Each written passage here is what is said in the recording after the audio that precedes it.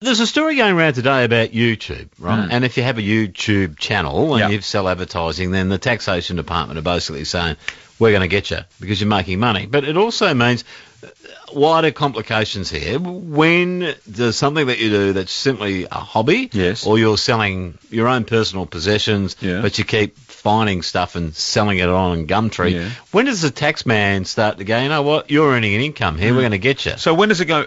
So it's important, is it, to work out something that's a hobby as opposed to something that's a business? That's my understanding. Craig Faulkner will help us out here. He's an accountant and director of Faulkner & Co. Good morning, Craig. Good morning, Steve. Good morning, Basil. When is a hobby and when is it a business? Well, that's a question that's been around the ATO system for quite some time. The difference is essentially from the ATO perspective when you start to have a profit-making intention and the likelihood of profit. The cynic in me suggests that when you're likely to have taxable income, they want it. If you're likely to have a taxable loss, they don't want you to use that to offset other income. But that's just me being cynical. Right. And probably where most people say, well, you know, this is never going to make any money, I'm just covering my cost. I like doing up furniture, I like giving people joy, therefore I never intended to make money. The same with someone that runs perhaps a YouTube channel. I simply want to share my love or whatever it is, and I need a few dollars to be able to do that, but it's definitely not a money-making venture. Sure, certainly, and that's the issue. That's the crux of the issue that the ATO are grappling with, and to be honest, the Australian taxpayer ought to be grappling with. When do you classify something as a passion and something that you pursue for pleasure, as opposed to when do you throw in your job as a flight attendant, for instance, and start doing something in a systematic and a process-driven fashion, which then attracts volumes and volumes in particular, volumes of revenue. So that's the crux of the issue.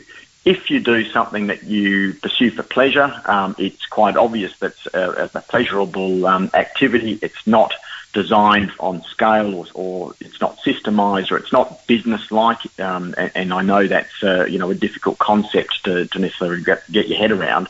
But it's those sorts of hallmarks that the ATO are looking for: systematic, volume, scale, business-like. If that helps. Well, kind of, but I'm sure a lot of people will be going, I'm not too sure whether I've crossed the line or not. If you're in doubt, can you get a ruling from the tax office?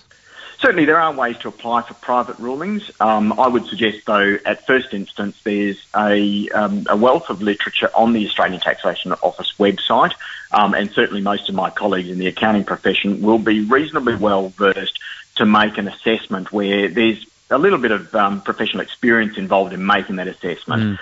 If you start to think that you're in the zone of where you might be caught under the ATO radar, I think what you need to be conscious of is, first of all, jurisdiction, and jurisdiction essentially is, are you an Australian tax resident, and is it Australian-sourced income or foreign-sourced income if you're an Australian tax resident? So a couple of those sorts of things are important. For instance, if you're selling cupcakes and advertising in the US and you're not an Australian resident, completely out.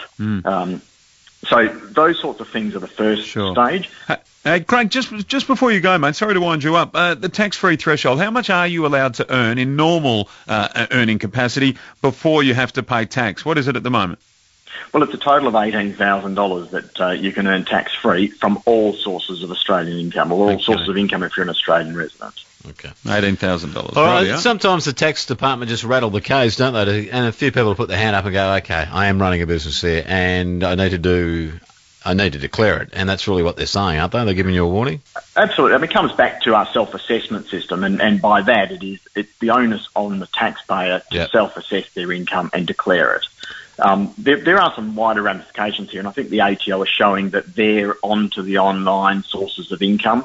The Facebooks and those sorts of things are sort of what they're trying to say, watch out, we're onto this. We'll get you. All right, Craig, good on you, mate. Nice to talk again. Take care. No worries. Have a good morning. Craig Faulkner, their accountant and director of Faulkner & Co. So if you had a hobby business, would it produce more than $18,000 a year? Probably not. No, so why isn't it just a cut-off, $18,000? Hold on, if you earn $50,000, in your job, and then you earn another $18,000, it takes you into a next bracket. I see what you mean.